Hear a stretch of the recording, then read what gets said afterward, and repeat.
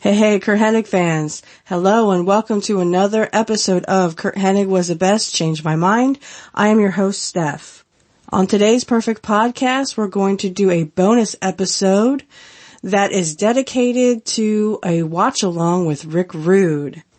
We actually had some fans in the audience request this bonus material with Rick Rude. But before we get started, I would like to let everyone know that my YouTube page and Rumble page, everything will be in the description field. If you would like to follow me and support the show on Patreon, you can follow me as low as $1 and you will get your name read on the show. If you go $3, you get your name read on the show. And then you also to ask me a question that I will read on air. So I will actually read it and then answer it just like Shane Douglas and them did for me. And you'll get your name read on the show. If you do a $5 donation to support my show, you get all that, plus you get bonus content. You get a blooper reel. You get a behind the scenes of my show and how I put my show together. I can't tell you how many bloopers I've had. I mean, I've already done some right now because I can't talk and I'm so nervous. So everything will be in the description field. Please, if you can support the show, please, again, as low as $1 and I will read your name on my show. So you will get a shout out. If you can do $3 or $5, you get more, special features and bonus content. And, you could even request me to do your favorite wrestler. As long as they had something to do with Curt, I will be more than happy to bring them on the show. I've already done it for Bret Hart. I know there has been a bunch of Bret Hart fans out there as well as Curt Hennig fans. So everything, like I said, will be in the description. If you'd like to support me, like I said, $1 a month if you can, or $3 a month, or $5. Thank you for the support. Okay, guys, and we're back. So just like in the opening, I had a few fans that had said on Twitter that Rick Rude was their favorite wrestler. I just kind of teased them a little bit and said, oh, well, Curt was better. But I want to make them happy, and the first thing that popped into my head was the match between Bret Hart and Curt Hennig at Uncensored, which Rick Rude was at ringside, and he actually does get into the ring. But then I had an epiphany just like an hour ago, or maybe a couple hours ago, but I was like, well, why don't I just show Rick Rude coming into WCW? It was kind of taboo because not only had he been on Raw that was supposed to air right after Survivor Series. So this is like the Montreal Screwjob, and then Raw was supposed to air. Now remember, the Raws were recorded, right? So, unfortunately, Nitro was not. Not unfortunately, fortunately, I guess if you're a wrestler, whatever you're used to, if you're used to live events, or if you're, used to tapings, oops, Rick kind of did a switcheroo there, and really, I don't know if it made, Vince McMahon upset. I don't remember Vince saying anything about Rick Rude leaving. But I do know this, that Eric Bischoff said on his podcast that, he said, Rick didn't ask to come back. He said, I'm coming back. There was no, I would like to come back. May I come back? It was, I'm coming back. And from what I've heard about Rick Rude, yeah, you didn't want to mess with him. But I have even something better for my Rick Rude fans out there. I have the letter that Curt wrote about Rick after his passing. Now, I did record earlier, so I have to warn you guys, it was a pretty emotional letter, and when you read it, I can almost see like Curt's emotions after Rick had passed. There is an interview with Curt after Rick had passed. Some guy came up to him and was asking him questions, and Curt was very emotional then too. But I think this letter was even more emotional. I know it was for me because, in a sense, like I said, I could see Curt writing it and just having the emotion come over him. I will warn you, for the faint of heart, I also get very emotional. Because not only is Curt no longer with us, but Rick's no longer with us as well. And this was kind of Curt's way of saying goodbye. Because I don't think he had a chance to say, goodbye. And I know at the end I just kind of lose it, but I at least was able to get the words out.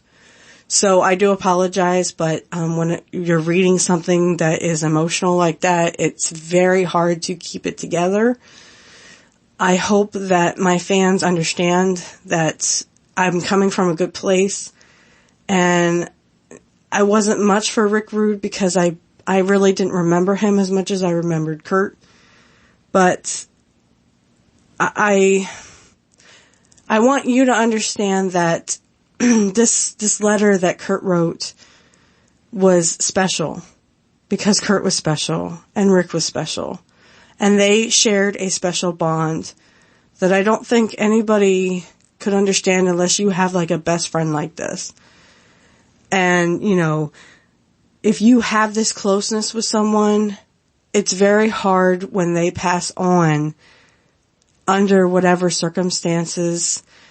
A lot of people have a lot of rumors or whatever, but I go back to what Curt said because Curt was his best friend. So all the rumors are just rumors.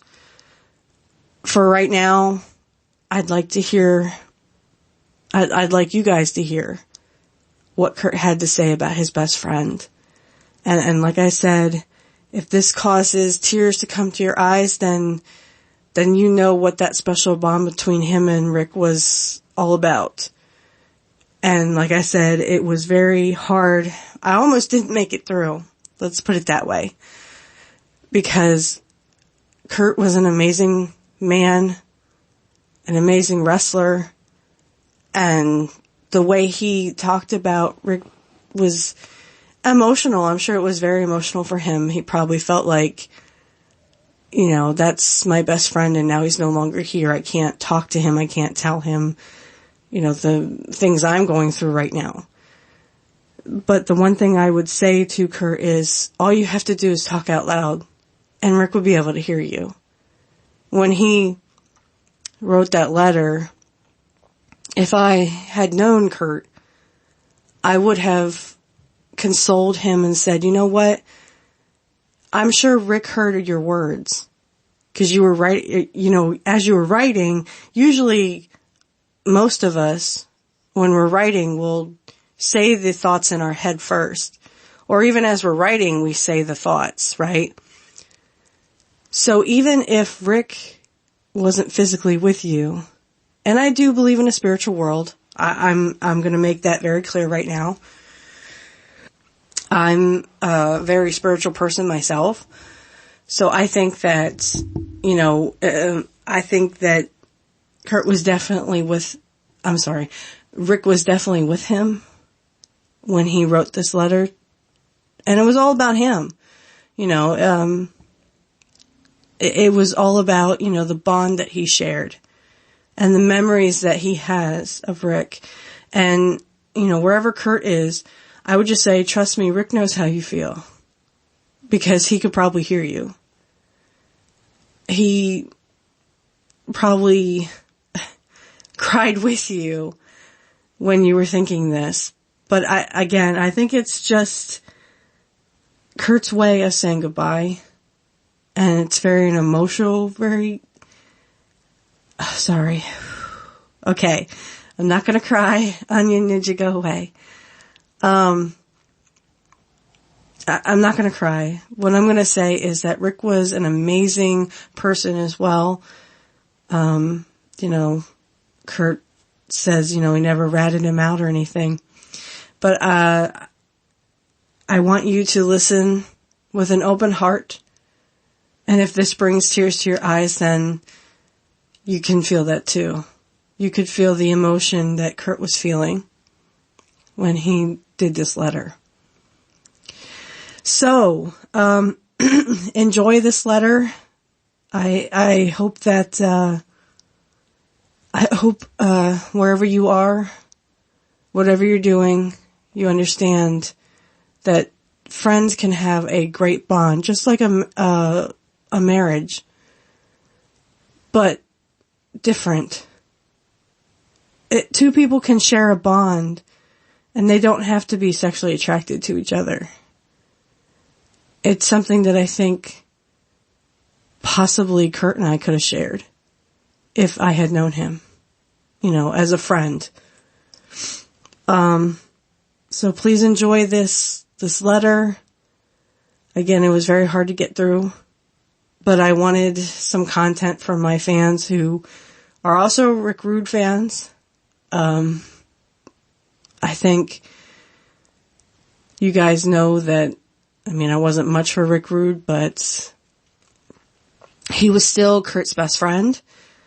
And he was phenomenal even as a manager when he managed Curt. So please enjoy.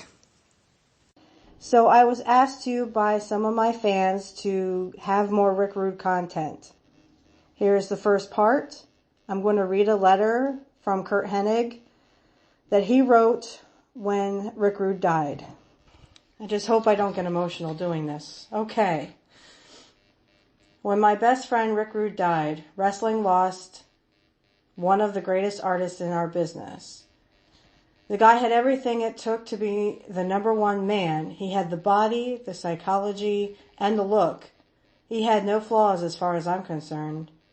I knew Rick Rude for more than 25 years. We met in 8th grade in Robbinsdale, Minnesota. Rick and I were so alike, always scheming. I remember one time I stole a pair of his hockey skates from this kid. I told Rick that I got these skates, and if he sells them for me, we would split the money. Rick thought that was one heck of a deal. He took the skates and sold them back to the kid I stole them from. When he got caught, he never told on me. That's the kind of friend he was. From that moment on, we knew we were best of friends. When someone doesn't stooge you off at that early of an age, that's really something. Through the years, our friendship grew, and we went on many hunting trips, outings, and had lots of memorable personal and professional years together in the WWF. I was Mr. Perfect, and he was ravishing Rick Rude.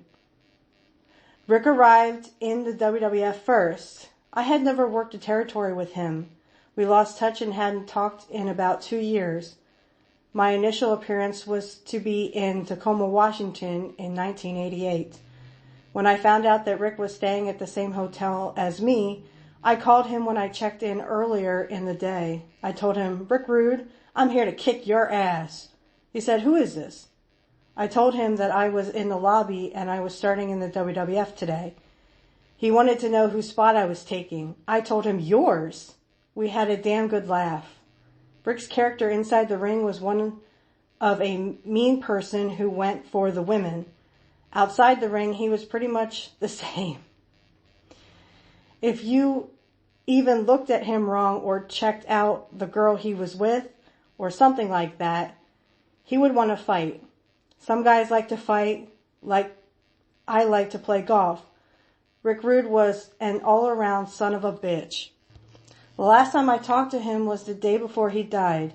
He had just started with this fighting interest. He had been taking some classes in it and had 2 sparring matches. He said he did really well and figures he might be able to compete. He wanted to perform so badly. He couldn't wrestle because of some insurance reasons. He thought when he came back to WCW, he'd have a chance to at least manage me or be involved in some way, shape, or form. But it didn't happen. He came home shortly after the session and told me that he was having some trouble breathing. Excuse me. Keep in mind, 10 days before this, he had been in a car wreck. He cracked 3 ribs and was put in the hospital. Fluid had accumulated in his lungs and yet had fought that day.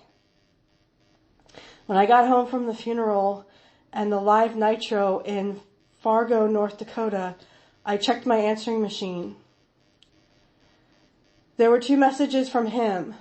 In the final one, he asked me if I had Eric Bischoff's telephone number, that he needed to call him about something.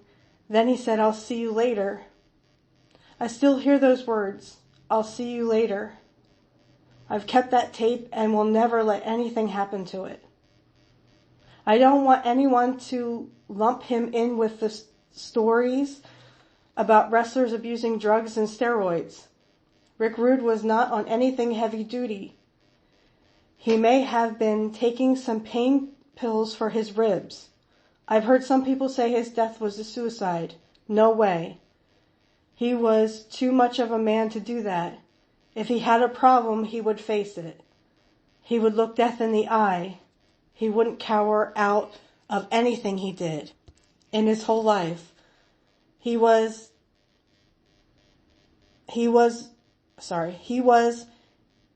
the most stand-up guy I ever knew. I learned so much from him about being a man. He was a man's man, 100%. My friend Rick Rude lived 5 lifetimes. In that respect, if God decided to flip the switch on me right now, I could probably just say thank you. We lived it up and had a great time. I just feel so sorry for his wife and 3 kids. All right, and we're back. Guys, I can't tell you how emotional that makes me even thinking about it. Even when I listen to the audio of me reading Curt's words, I feel closer to him in many, many ways. But also I feel like closer to Rick too. And you can just hear it in his words. And it may not be his voice anymore talking like that. But I tried to do it justice. I hope wherever he is spiritually that Curt understands that I tried to do it as much justice as it deserved. Because Rick was larger than life. And as Curt said, a son of a bitch. So, we're going to move on now to what I promised. We're going to do a watch along. This is when Rick Rude comes in. This is after the whole Montreal screw job happened. It went down. And of course, Rick said, "I'm coming back. No ifs, ands, no buts." Bischoff just said it was kind of scary one time, that he just kind of said, "I'm coming back." So, and everybody knows the controversy between, Rick Rude and Sting. I saw something on the internet that there was heat with Sting. I don't really think there was, because a lot of people have commented about that, and they said that Rick would talk to Sting as if he was just a normal person. As everybody knows, if you don't know the story, it was Sting who jumped on Rick, but honestly, and hurt his back. Rick hurt his back because of it, and he had the insurance policy. And Eric Bischoff says that he had Rick ask him to pay off this debt, and Eric Bischoff wouldn't do it. So the story Eric Bischoff tells is that he was kicked out of Rick Rude's funeral. Apparently he was asked by his sister to leave. I mean, if there was heat between Eric Bischoff and Rick Rude, I don't know what to say about that. But I will say that, he was a heck of a person, and the emotion came out with Curt's letter. But we're going to talk about newer things.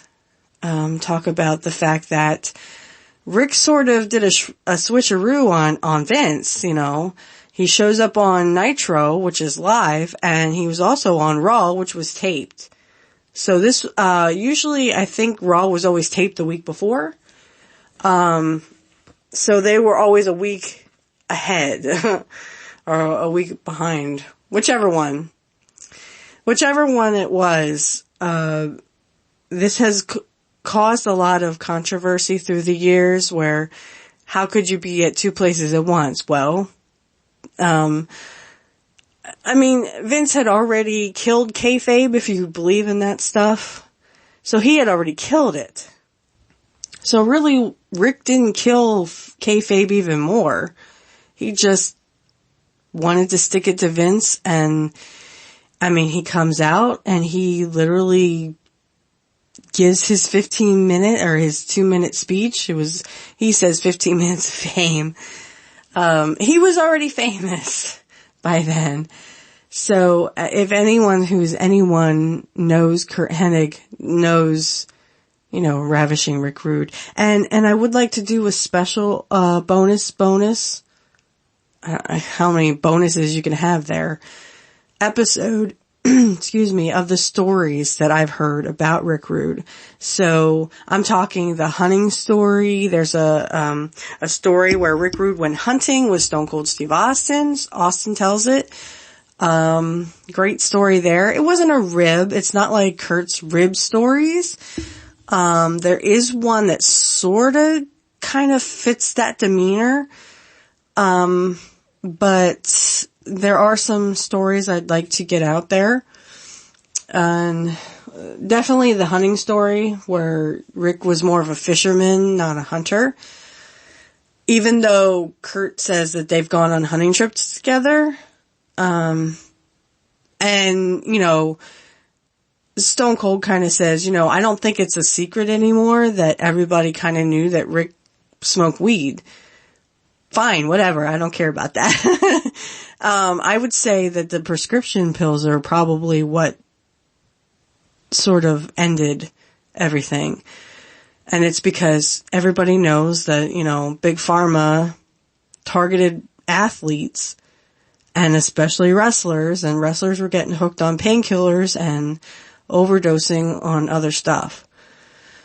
So, trust me, that episode of Anger is worth another bonus episode. Trust me, I could talk all day about Big Pharma and that stuff. But this is all about Rick Rude today, since I've already cried my eyes out about this. And it would be like if, Curt passed on and him and I were friends and I wrote a letter about him. All about him and his silly side or something. It's very emotional. It would be very emotional to lose someone like that. I can imagine. But, we're actually going to start a little bit earlier because, the NWO entrance, unfortunately, I probably won't be able to, get the music together because, I don't know if it's copyright or not. I could try to talk over it. But the NWO comes out and they kind of talk for a little bit and Hogan's not with them. But when Hogan comes out, he points to the entranceway and holy smokes, there's Rick Rude. Everyone is really surprised to see him. So, I will get everything ready and I'll catch you on the flip side. Okay, and we're back, guys. So I want you to go to Peacock and you're going to go to WCW Monday Nitro and it's November 17th, 1997, which is season 3, episode 46. Okay, and I want you to start about 1 minute and 55 seconds in. I'm actually going to turn this down because it does have some music in it. But as soon as people start talking, I'll try to turn it back up. So as soon as I say now, just go ahead and hit play, okay? So we're gonna do this now. Okay, and of course we can see the WCW logo. They're showing the crowd, and they always had pyro. I would always hate to be in the front row because I would always be afraid that the pyro would start and like hurt me or something. Of course, the signs that everyone had, boy, those signs were pretty legendary, I'd say. Raw is over. So we're actually going to just kind of wait because, they have that opening sequence and then, you have, you have the whole NWO start. Okay, so here they come. It's Kevin Nash, Scott Hall. And, yeah, here comes the NWO. Kurt's in the back. Buff Bagwell. I wasn't much for Buff Bagwell. I just liked that he was in the NWO. Scott Norton. There's Vincent, or he was known as Virgil in WWF. And of course we got the Wolf Pack. I like that sign. So, yeah. NWO for life, baby. That's a good one there. There's Curt. NWO, like, Vince Fear's Ted Turner. I don't know about that. I'm not Ted Turner, so. And there's Conan and the Macho Man. NWO is just too sweet. Liz. More signs. Okay. So he's gonna start talking. I'll just try to talk over the music because this is where they start to bring, I'm sure his wife loves him. I'm talking about Eric Bischoff. He's like, nobody loves him. Well, I'm sure his wife does. His kids. Alright, there we go. The music is off. Beavis and Butthead song.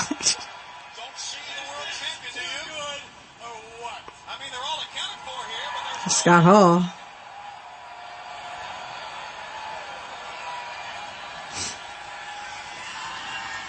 Everybody knows by now that the NWO is doing a little survey. Oh God, these surveys. I never understood, how did they base it on the fact that the bad guys were the NWO or the good guys? I don't know. Or you're against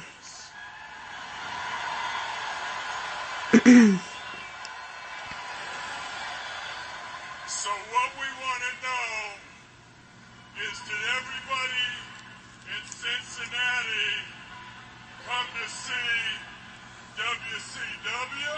Boo. WCW sucks. Are you guys deaf? Did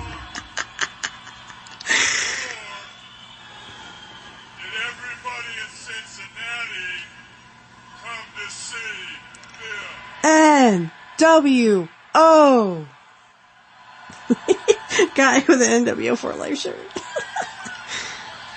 One more time for the bad guys. We want to send a little Wolfpack shout out to Six, Kick It Back. As you can see, all is well in the NWO. Now, U.S. champ Curt Hennig. serious note, where is he? Oh, this is...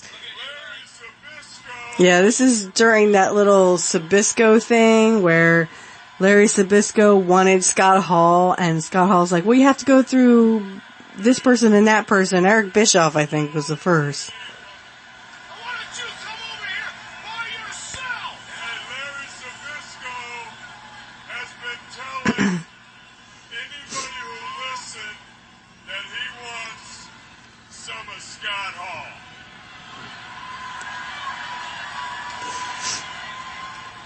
Zbyszko, me and Kev, Easy E, we were watching old wrestling tapes of you. We put it on fast forward. I like the Macho's looking at Curt like... You don't want none of me. I think a good comeback for Larry Zbyszko would be like, I mean, you're the son-in-law of Vern Gagne. Of course you were champion, right? Because he married Vern's daughter. If you're scared of my challenge, just come down and say you're scared. I'll get off your back. Trust me, I'm not scared of you, dude.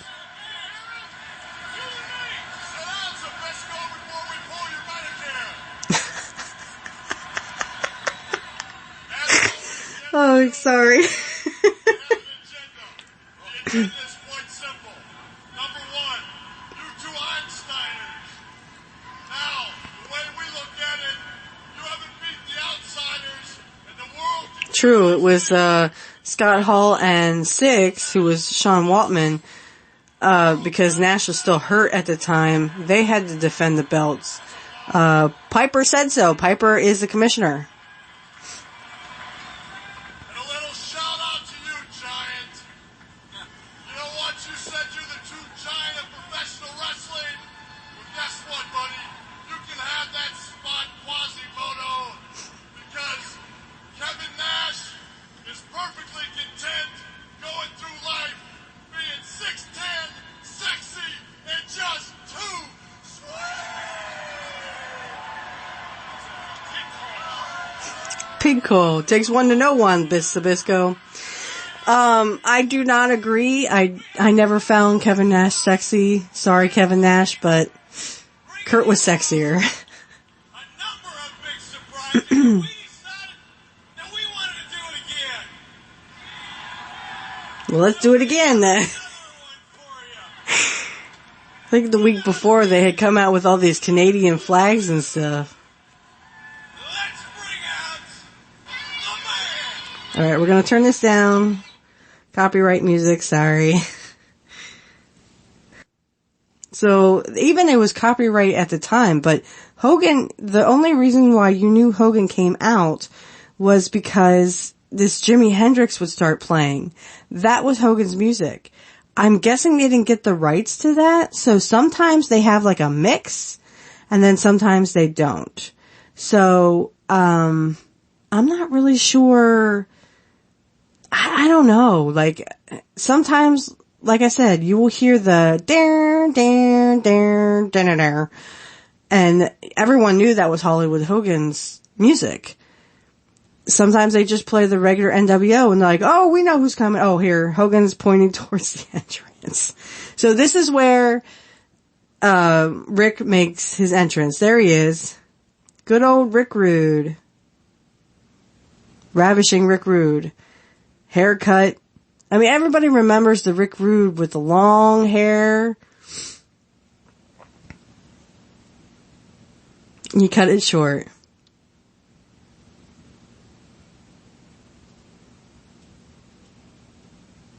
I'm sorry. As soon as he starts talking, I'll turn it up. Unfortunately, I just don't want to get copyright restrictions. But here comes into the ring. First person he shakes hand with is Curt Hennig, of course. And like I said, it's because they were best friends. So, I mean, he's shaking people's hands now. And, yeah, how you doing? It's good to be here.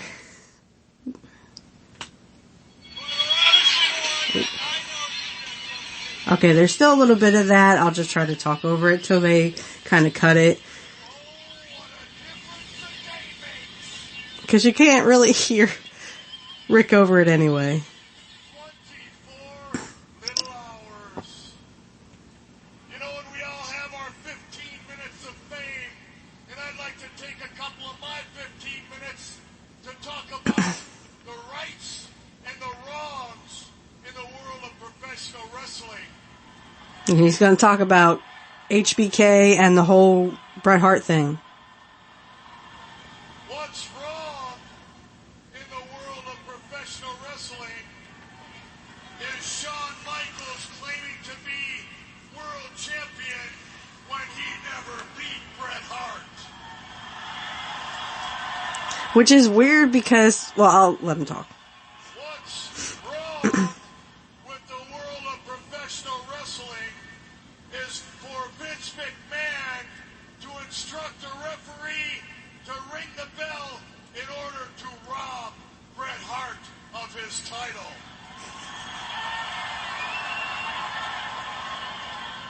But on the other hand, what's right in the world of professional wrestling is for Bret Hart to abandon the Titanic and swim to the refuge of the NWO.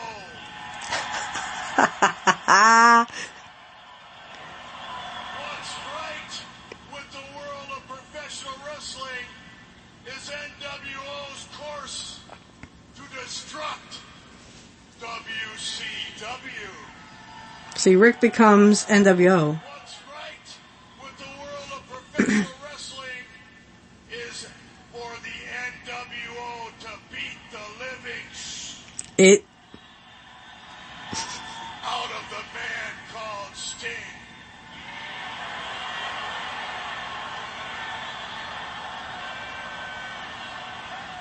Now the only thing wrong with that entire situation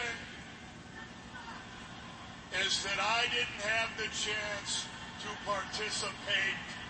Sting, second verse is going to be same as the first, a little bit rowdier and a whole lot worse, because this time, Sting, I will partake.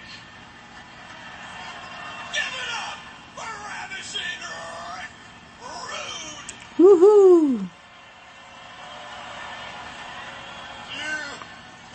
Actually know what it feels like to be me. No, I don't, Hogan. To be the man that made professional wrestling what it is today. No. I guess you could say that spring has sprung and Sting has been stung. And the simple fact that all my family is here, all the brothers from the Brotherhood, my blood runs through their veins. Their blood runs through my veins. We would die for each other. And the simple fact that all they had to do was stand behind me and watch me put Sting in his place makes me realize that Hollywood will live forever.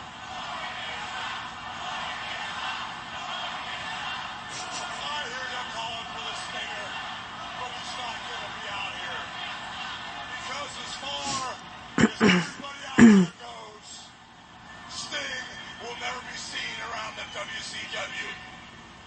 There's Curt and Rick standing together. I love that. And just like Nash and Hall first showed me the way, they said, Hollywood, when you get in the NWO, you, Macho, Mr. Hennig, Buff Brother It's Hennig. Mr. Bischoff are in the NWO for life. For life.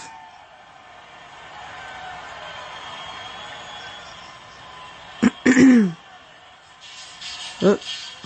Gotta turn it down now. Okay, so that is pretty much our watch along. I do like that one. It was kind of a shocker to see Rick on Nitro, and of course, like I said, the first person he handshakes is his best friend, Curt Hennig. I'm going to get everything ready here and stop it, and I will catch you on the flip side. Alright, and we're back, guys. So I just wanted to say a few things about what he said there, Rick was talking about there, which is kind of amazing that they actually let him say the names of like Shawn Michaels and Bret Hart and stuff, and Vince McMahon, because that was sort of taboo in that era where you didn't talk about the other, wrestling promotion. You talked about the promotion in innuendos and generalization, but you didn't really, unless you were like Hogan, you didn't really say WWF, or as it's known today, WWE, but at that time it was WWF. They let Hogan, say that kind of stuff, but not really the wrestlers like Rick Rude and stuff. But the only heat, first let me go back to what he said. Okay. So he was talking about Shawn Michaels and stuff, and everybody knows that, he wasn't very happy with Vince after that, and that's why he left and went to WCW. He was actually in DX at the time, so it's kind of funny, but, you know, it did kind of break a little kayfabe because he was a heel, and he was with DX, and he was helping Triple H and Shawn Michaels, and he was with Chyna, or Joni Laurel. However you want to see her or call her, she will always be known as Chyna to us wrestling fans. So, but anyway, he was in DX for, you know, a little bit, and then you have to remember, guys, back in the 80s and 90s, all these guys hung out together. They were all friends. So, Curt and Rick hung out with Bret, hung out with the British Bulldog, hung out with Jim Neidhart. So they all hung out and they were all friends together. So if one thing happens where, you know, Vince screws Bret and then goes on TV and says, oh, well, Vince didn't screw Bret Hart, Bret screwed Bret, and I have no sympathy for him, that would piss me off too. Hey, you just screwed this guy. Actually, as Jim Cornette puts it, you double-crossed him. So you double-crossed this guy, and all of a sudden now the business is exposed, and, you know, I like that guy. I hung out with him. You know, I'm sure Bret and him and Curt and, I think Beefcake even at one point, they all did weed together in the hotel rooms. They all hung out and had parties, and they would go to bars and drink. Like I said, I heard another story about Rick Rude that I like very much, where, you know, he slapped a guy so hard that he literally, you know, knocked him out. So, in the grand scheme of things, what he was saying there was heat with Vince. That was real heat. Now, when he started talking about Sting, I think that was all just heat he wanted to bring on himself as he was just coming back to WCW. And everyone knew that Sting was the big hero, even though he wasn't my hero. I didn't like Sting. But he was the big hero at the time because he was trying to get back at the NWO, who was supposed to be the heels, only they didn't stay heels for very long. If you were an NWO fan, they were your babyface. WCW was your heels. But anyone who liked WCW will tell you that, oh, well, you know, the NWO were the heels, and, you know, Sting and the Steiner brothers and even Ted DiBiase, who had funded or supposedly had funded the NWO, he was like a fourth guy. And I remember when all these people started to come in the NWO and kind of follow in Hogan's footsteps, but it was more like the fourth guy, and he would fund them. He would give them money so that they could spend money on ads and stuff. And they would always have that paid for by the NWO. But I think the heat that he talked about Sting, you know, how Sting got beaten up. I think that was just him trying to get heat on the show. I don't really think there was any real heat between him and Sting because it was just a freak accident that he hurt his back. I don't think he blamed Sting for that. I just think that he was in the wrong place at the wrong time and really hurt his back. And he wanted to get back into it. You could tell in the look in his eye, he wanted to get back into wrestling. And to be honest, guys, I wasn't much for Rick Rude, but to be a friend, you know, to Curt, if I had money, money that I didn't have to worry about, if I could just, you know, spend $1 million and not have to worry about it, I would definitely give Rick the money that he needed to get back into the ring. Because I think we all missed out, you know, on Ravishing Rick Rude, part 3. You know, there was a part in the 80s, and then Rick Rude stayed till, you know, the 90s in WWF and went to WCW. He even went to ECW, I found out. 'Cause there's some videos out there where they talk, I think to Shane Douglas. Shane Douglas talks about this, where Rick was sort of in the ECW, but he couldn't really wrestle in ECW, so he was just kind of managing, but he didn't really stay long because he wasn't really that happy with it.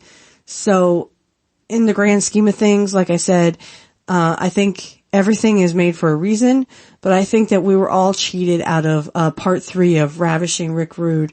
And even a feud with Curt could have been in the works. You know, if things had lined up correctly and, you know, Rick could come back as a wrestler, I definitely think there could have been a Curt Hennig and Rick Rude feud. I don't know which one would be the babyface and the heel. I'm guessing Rick Rude would probably be the heel and Curt the babyface. So, that's something that I think we all missed out on. And, being the person I am, I wouldn't even think about it. You know, I'd just say, here, Rick, take the money. You don't owe it to me.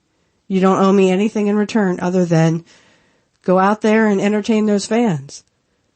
That's what we deserved. We deserved to have the ravishing Rick Rude that we had in the 80s and 90s. And even if he was hurt, and very limited, as wrestlers get older, I guess they have limitations. That's fine. They couldn't do what they were, you know, could do back when they were 20 years old. I get that. I totally get that. But I do think that, and I say this to the Rick Rude fans, I really feel bad that you guys missed out on another chance for a Ravishing Rick Rude Part 3. And even if, I think if Curt were alive, he would agree with us. You know, yeah, that son of a bitch we could have had a great feud between two best friends. Even if they were just, you know, switching it up. But, and this is funny because I actually did see a video, and this is really, really old. It's like 1980. Rick Rude was a babyface. I know. Hard to believe. But I did see it, and it was in 1980, and it was in the Florida territory when he was in Florida. He was actually a babyface against King Kong Bundy, who had turned against him. Or Rick turned against him. I don't remember. It's been a long time since I've seen that video, but yeah, I know. Rick Rude. Can you believe it? Rick Rude is a babyface? Or a face, as they call them. I call them babyface.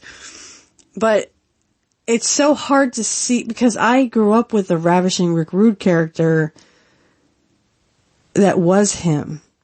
It was sort of like him, I guess. He was sort of playing himself. You know what, as Curt says in the letter, and everybody heard that letter, you know, even his character revolved or shined a light on how he was in real life too. It's someone I wouldn't want to mess with. And even Brett talks about it in his book that Rick was an amateur wrestler back in the day.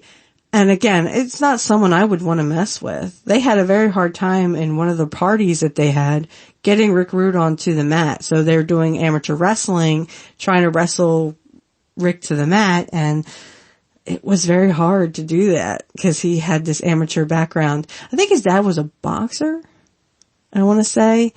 But the cool thing is, and we could do this sometime, we could do the match where Curt and Rick's fathers are actually both there at WCW, and they're sitting beside each other, and I'm guessing the wives were also sitting beside each other. And that's so awesome. You know, that their dads were also friends. It's amazing. You know, even if Rick's dad had nothing to do with wrestling, really, I think it's still a wonderful thing to have, you know, your best friend who your fathers are best friends or good friends. So I think that was definitely something that, is unbelievable. And like I said, as a bonus, we definitely will talk about it, probably watch along with it. And, I mean, cause Rick would definitely get involved in Curt's matches in WCW, so we will definitely, anytime, we have like a bonus kind of for those Rick Rude fans that, you know, like my show and are listening. I definitely will have more episodes of not only Curt, but because they were best friends, Rick Rude as well. I think that would definitely get those Rick Rude fans to cheer us on as we grow the channel. So, okay guys, that's it. I'm gonna wrap up and I'll catch you on the flip side. Okay guys, we're back. So I'm just going to go ahead and wrap up the show. I thank you so much for listening. Again, everything will be in the description, my YouTube, my Rumble page, my Patreon. Again, if you can follow me on YouTube, help grow this channel, like, share, subscribe, do anything you can to help me grow my channel on both Rumble and YouTube. The more eyeballs we get, the more potential I'll get to, the Patreon stuff. If you can, please, support my channel. It's only $1 a month. And trust me, that can go a long, long way, especially in this economy where we're all really struggling. Trust me, I'm struggling along with you. I'm right there with you guys. So, also, if you can, please support Kit Cabello and Hardlands Media. He is fighting for his show. So if you can also donate to him $1 a month, $3, $5, just like my show. If you can do the $1, the $3, the $5, that would really be helpful to Kit. And I know he's a big supporter of this show. So, if you can, everything will be in the description for my show.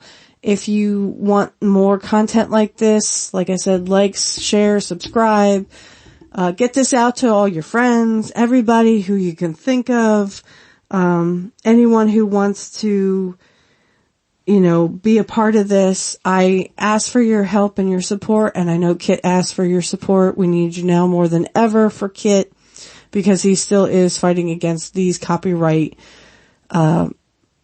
marks. I think that it's completely ridiculous, and so do many other fans. So please, please, please, if you can, help me as well as Kit Cabello. Again, everything will be in the description field. If you have any questions, you can email me. If you do subscribe for my Patreon at $3, you will not only get your name read, but you will also be able to ask me a question, which I will read and then answer on the air. I love doing that, and I love sending out emails to other people. So if Conan and the Disco Inferno, who do a podcast together, if they would answer my question, I'm going to do another episode of that. Hopefully they will. Maybe they will. We shall see. But like I said, like, share, subscribe, get this channel to everybody you can get it to. And remember, everyone, nobody beats Mr. Perfect. Nobody.